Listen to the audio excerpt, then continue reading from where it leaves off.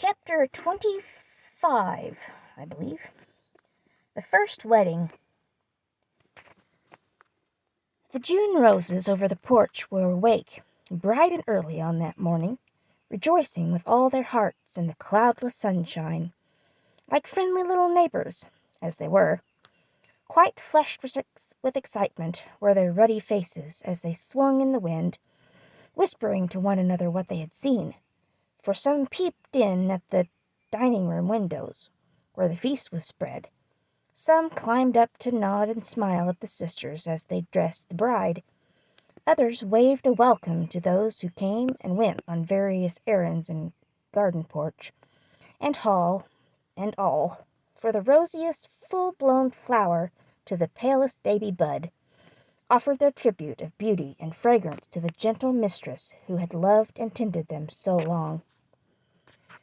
Meg looked very like a rose herself, for all that was best and sweetest in heart and soul seemed to bloom into her face that day, making it fair and tender, with a charm more beautiful than beauty.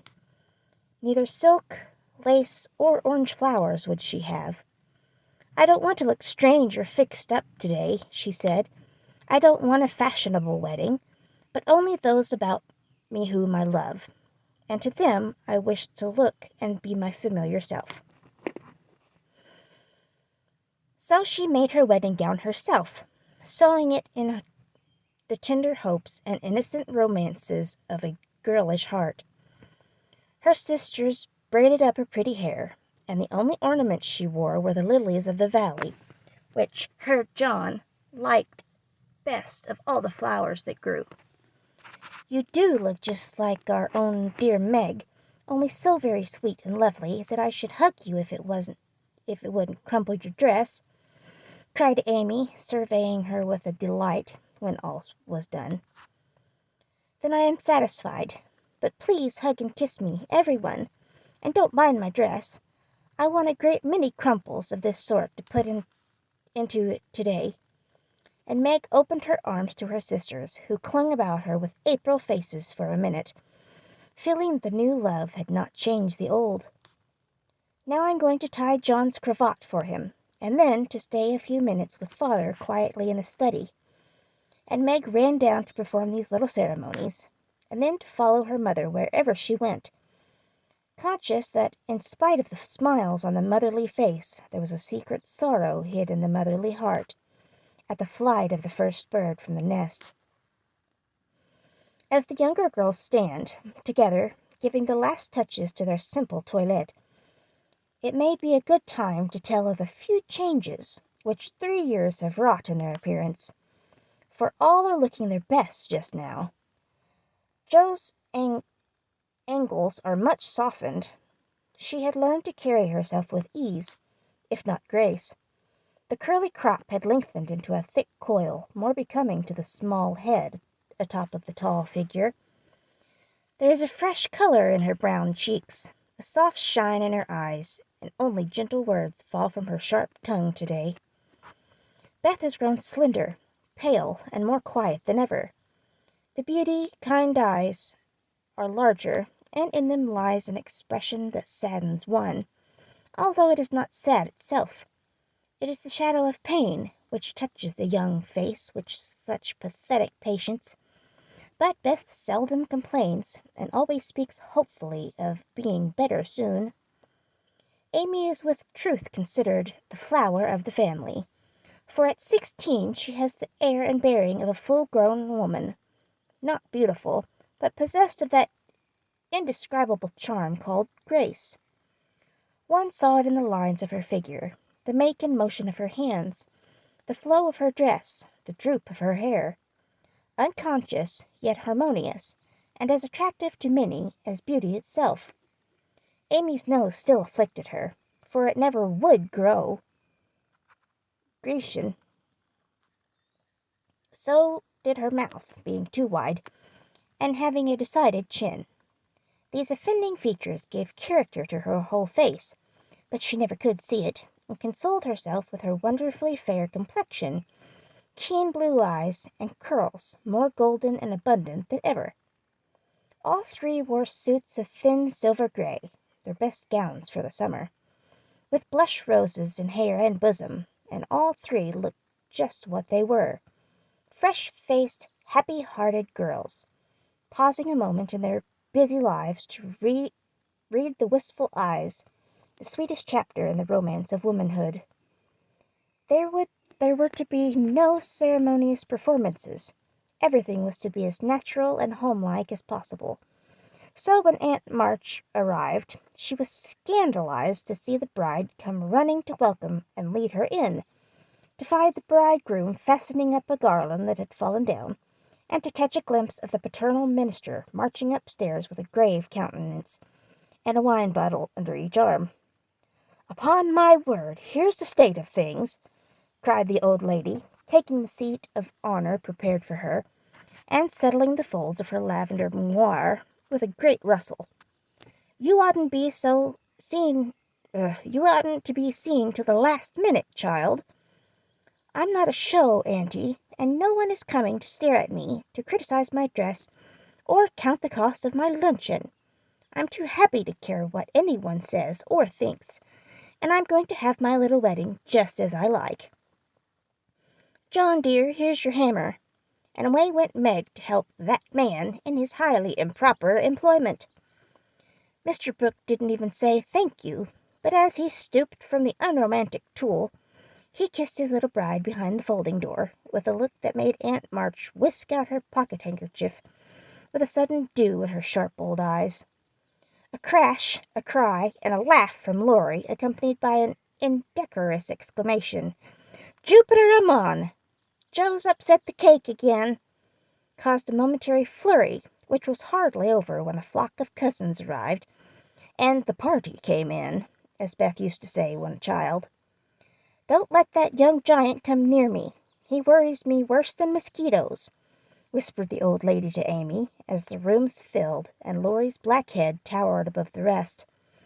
"He has promised to be very good today, and he can be perfectly elegant if he likes," returned Amy, gliding away to warn Hercules to beware of the dragon, which warning caused him to haunt the old lady with a devotion that nearly distracted her.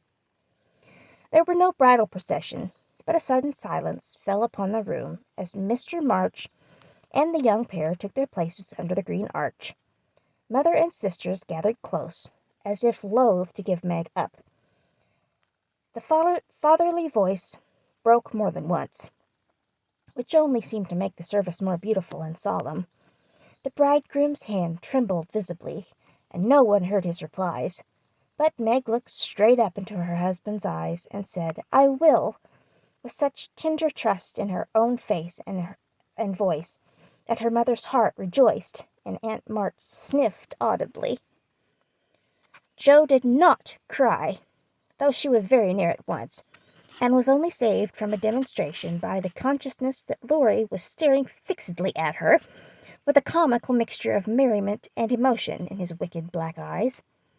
Beth kept her face hidden on her mother's shoulder, but Amy stood like a graceful statue, with a most becoming ray of sunshine touching her white forehead and the flower in her hair. I wasn't at all the thing, I'm afraid, but the minute she was fairly married, Meg cried, "The first kiss for Marmee," and turning gave it with her heart on her lips. During the next 15 minutes she looked more like a rose than ever, for everyone availed themselves of their privileges to the fullest extent, from Mr. Lawrence to old Hannah, who, adorned with a headdress, fearfully and wonderfully made, fell upon her in the hall, crying with a sob and a chuckle, "Bless you, dearie, 100 times! The cake ain't hurt a mite, and everything looks lovely."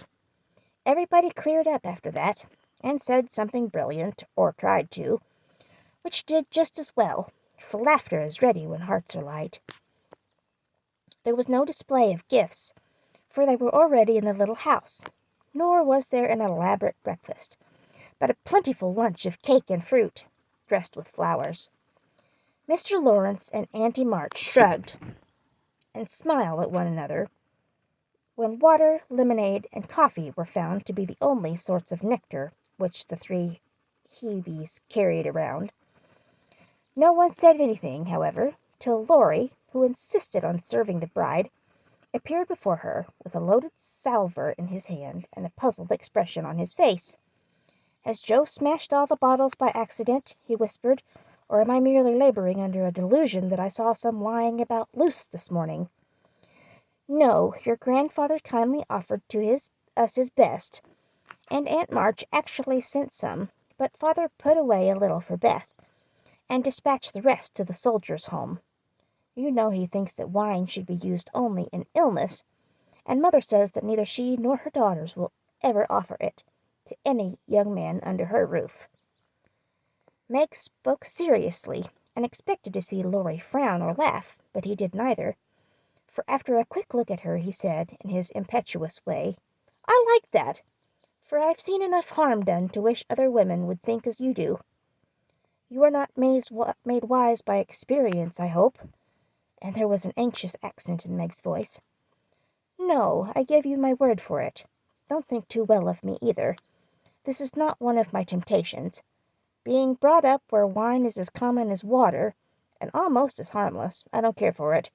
But when a pretty girl offers it, and one doesn't like to refuse, you see." "But you will, for the sake of others, if not for your own. Come, Laurie, promise and give me one more reason to call this the happiest day of my life." A demand so sudden and so serious made the young man hesitate a moment, for ridicule is often harder to bear than self-denial. Meg knew that if he gave the promise he would keep it at all costs, and, feeling her power, used it as a woman may for her friend's good. She did not speak, but she looked up at him with a face made very eloquent by happiness, and a smile which said, "No one can refuse me anything today." Laurie certainly could not, and with an answering smile he gave her his hand, saying heartily, "I promise, Mrs. Brooke." "Thank you very, very much." "And I drink long life to your resolution, Teddy," cried Joe, baptizing him with a splash of lemonade, as she waved her glass and beamed approvingly upon him. So the toast was drunk, the pledge made, and loyally kept, in spite of many temptations. For with instinctive wisdom the girls had seized a happy moment to do their friend a service, for which he thanked them all his life. After lunch people strode about, by twos and threes, through house and garden, enjoying the sunshine without and within. Meg and John happened to be standing together in the middle of the grass plot, when Laurie was seized with an inspiration which put the finishing touch to this unfashionable wedding. "All the married people take hands and dance around the new-made husband and wife, as the Germans do, while we bachelors and spinsters prance in couples outside," cried Laurie, promenading down the path with Amy with such infectious spirit and skill that everyone else followed their example without a murmur. Mr. and Mrs. March, Aunt and Uncle Carroll, began it. Others rapidly joined in. Even Sally Moffat, after a moment's hesitation, threw her train over her arm and whisked Ned into the ring.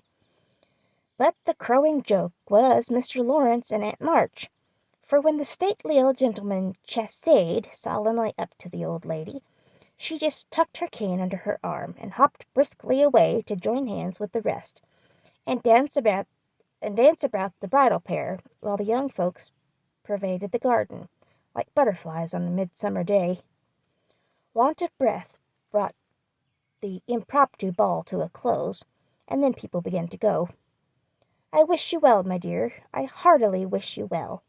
But I think you'll be sorry for it," said Aunt March to Meg, adding to the bridegroom, as he led her to the carriage, "You've got a treasure, young man. See that you deserve it."